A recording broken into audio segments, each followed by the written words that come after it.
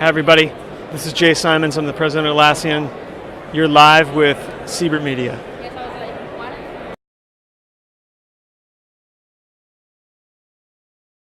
Yeah, hi, I'm Sherif Mansour, Confluence Product Manager, and Martin Seibert seems to have a very good interview technique and loves to interview everyone at Summit. So we're about to surprise him and interview him himself. He doesn't know this is about to happen, so let's go ahead and do that.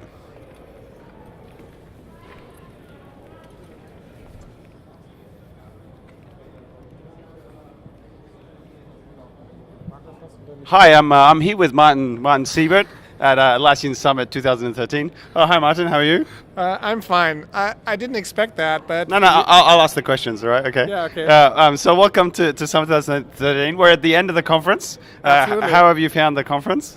It was a thrilling experience, actually. Yeah. I'm not really surprised because you've been good at that in the last years already. Yeah. So you're saying Atlassian is normally a thrilling company?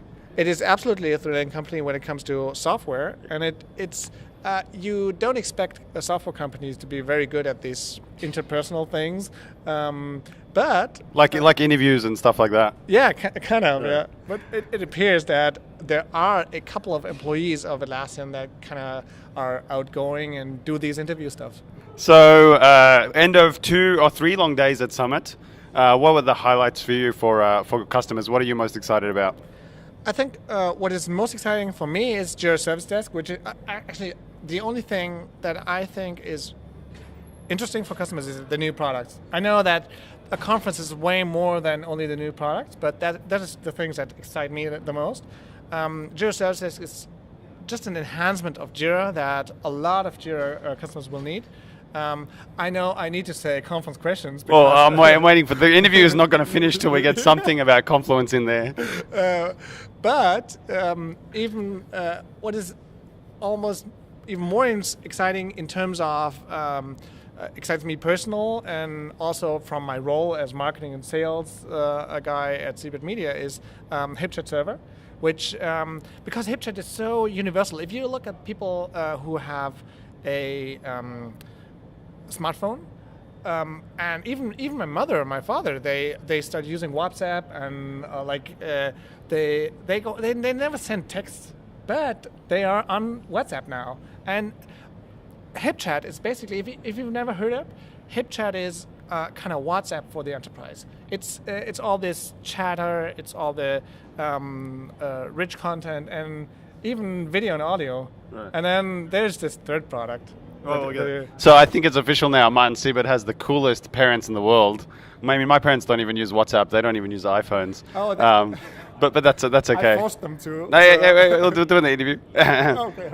Anyway, so other than with HipChat, so why would someone bother with HipChat when they already have something like Skype or an instant messenger of some sort? Actually, I think that that's how you sell that. What we see a lot is that customers don't have any chat there. They don't. What they search for is something that is more casual, faster than Confluence, and often they ask us nowadays for microblogging solutions. And we say, look, between Confluence and HipChat, there's almost no space for microblogging. So why don't you look at HipChat? And then they say, yeah, that's an awesome product, but can I install it behind the firewall? And the answer is yes now. So normally the conversation ended there, but it's no longer that way. So it's a nice segue to, I like it how we're leading up to the great product Confluence now, where we're getting to the exciting product. So highlights for Confluence this summer for you?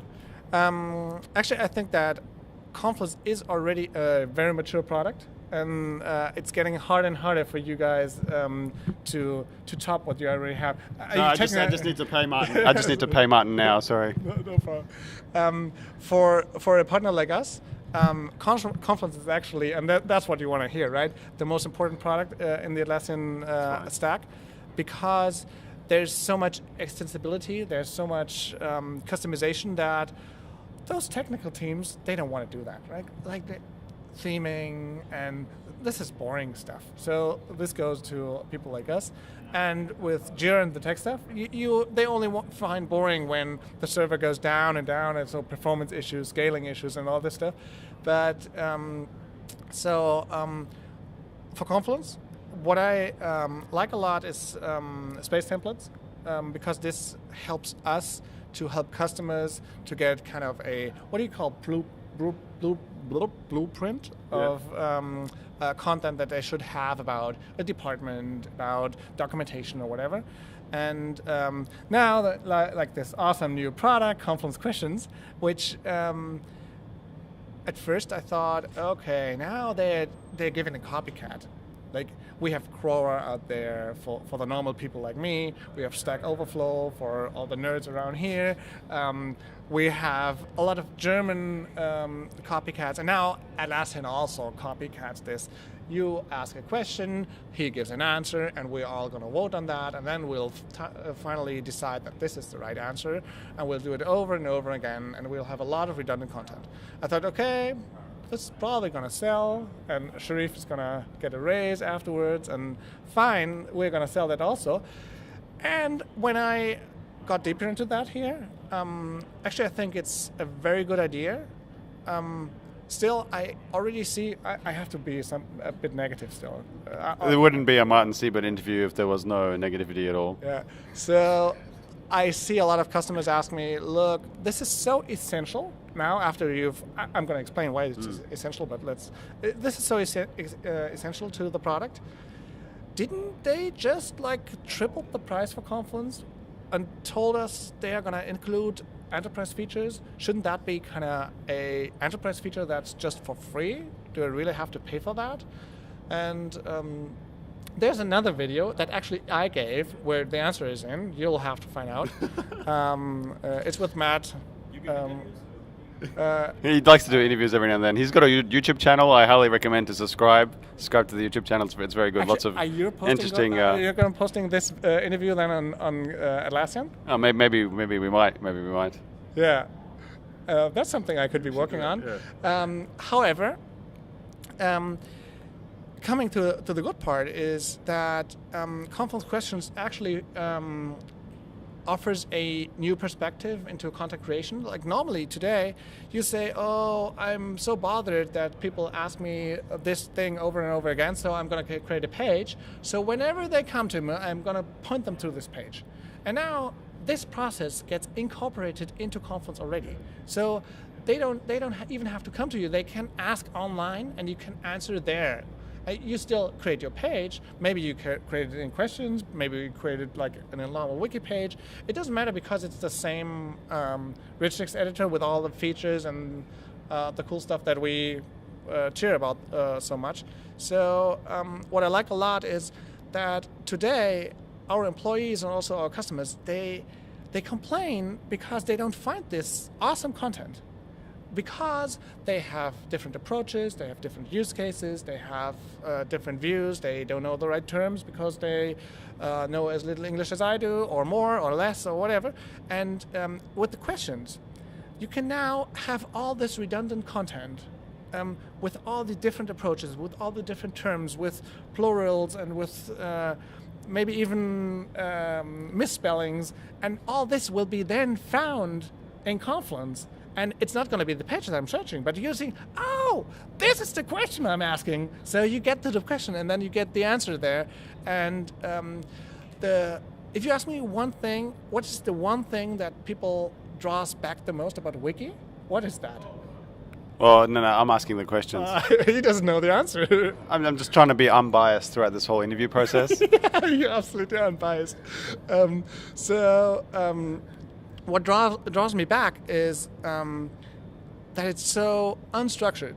Like the good thing about a wiki is that everybody can put something in, but unstructured also means I have redundancy. I have maybe misleading content because something else which is redundant is in an older state or a newer state, and this kind of gets better now with questions because you have a leverage for this redundancy. Like all these questions can point to this one single document where the official answer is in, and this is kind of we could say we flood all the bad content with good questions, and I don't know whether this is how you want to sell this internally, but no matter what, it's going to help you a lot.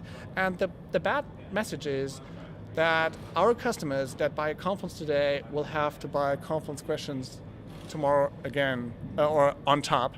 So you're going to be doing more money.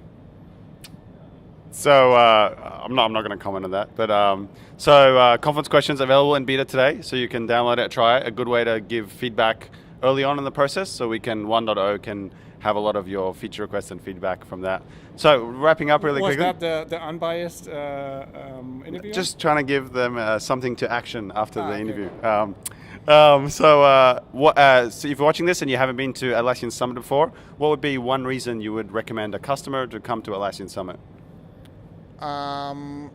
Do you want me to answer that from the customer's view? Or Yeah, from my view? so I'm a customer. Why should I come to Atlassian Summit? What would be your number one reason?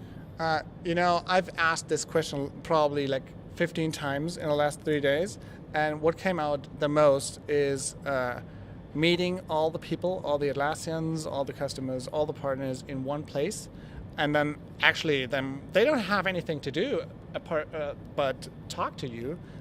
Some gave some speeches, sometimes, but still you have a lot of space.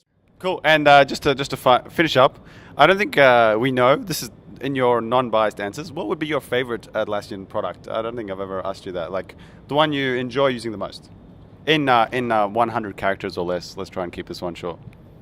100 characters or less. You just used half your characters. HipChat Confluence. And there you have it. And thanks for attending another lovely Martin Seibert interview. This time, probably a first. Martin Seibert was interviewed himself. So I hope you enjoyed it. Tune in next time.